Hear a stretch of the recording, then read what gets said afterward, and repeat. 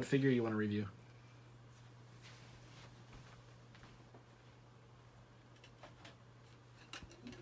This one. Do you know what it is? Godzilla 2000.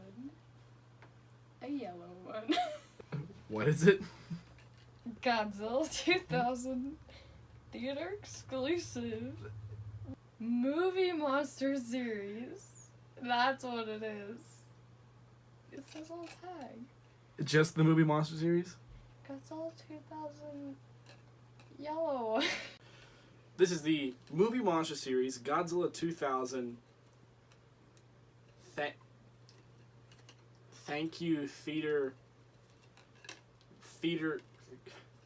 This is the Godzilla Movie Monster series. Theater closing. Thank you. This is the Bandai Godzilla 2000 Theater Millennium Godzilla Goodbye Theater Last Show version. Today I am joined by the lovely Raeanne Nicole Fields. What's poppin'? And today we are doing a figure review, which is something I haven't done in a while.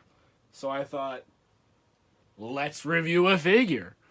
And today we are reviewing something that I've heard like 8 different names for. But after researching, we are reviewing the Bandai Movie Monster Series Millennium Godzilla, quote-unquote, Daydream Last Show version.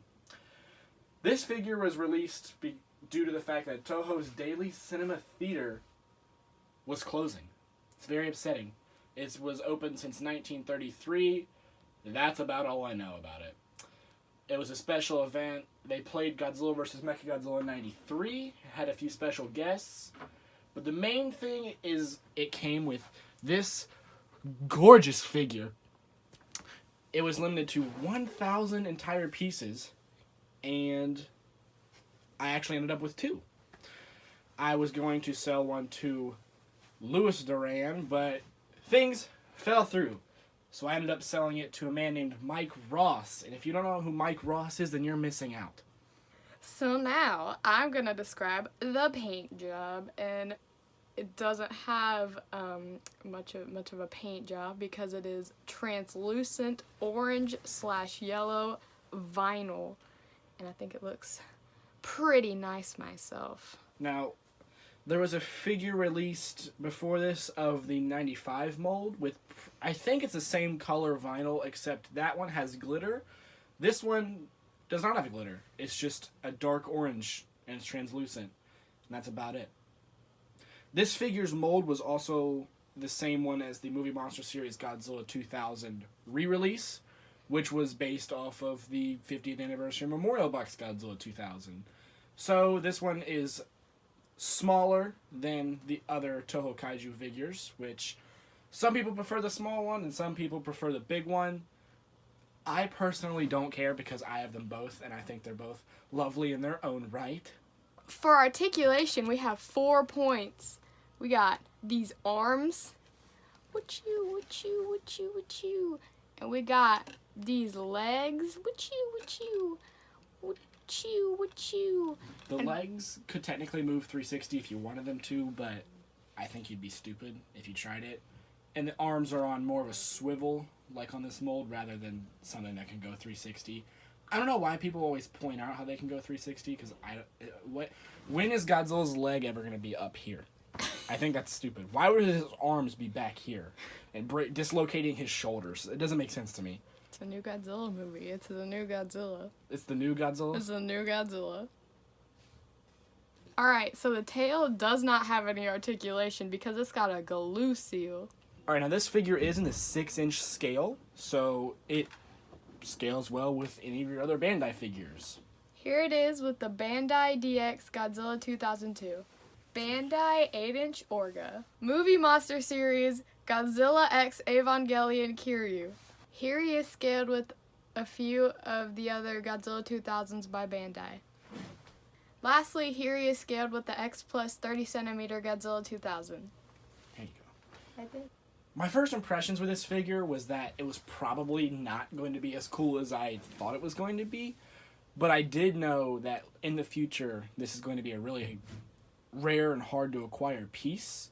Maybe, I don't know, for example, like Glitter Godzilla or that other thank you, I think it was Kawakita, Kirigawa, whatever his name is, sorry, figure. That's the one I mentioned earlier. It's a 95 mold. That goes for like $800 some odd now, and then you guys know how much it costs to grab a Disco Godzilla. Any exclusive figures like that, especially when they're limited to 1,000, or even like the blue anime Godzilla that I own, which was limited to 4,000. Any limited run figure is eventually going to get expensive, so I kind of sort of wanted to have this before I didn't have an opportunity to get it again.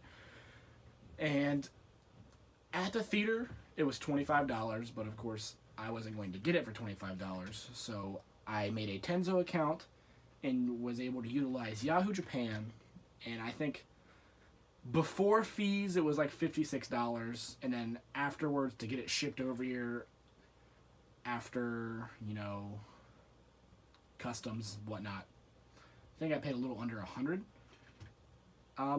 I still think it's a good deal-ish, depending on how you look at this figure. So this is another fantastic release by Bandai. I'm happy that they're releasing not only new exclusive figures like this one, but also new sculpts like the new Biollante coming out and Heavy Arms Kiryu. I think this is a great piece to any collection if you're into exclusives or just colorful figures in general, like myself. And I'd say it's like a 7 out of 10. So anything else you want to say about it? 1 in 1,000. Heck yeah. So if you're interested in anything else she's doing, she runs a channel called Godzilla. Go check that out. She'll be uploading. She uploads more often than I do, so if you like actually seeing content, go to her channel. This is my first review in a while, so it's probably not that good. But whatever, we're gonna get back into the swing of things. Yeah. I felt like this is a figure way to talk about, just because it's not some dumb release. It's special in its own right. Rip Toho Theater. That'll pretty much wrap up the review. Stay tuned for more super kaiju content. Back then, when I got home from work, you were always there waiting for me. And that was all I needed. Just you.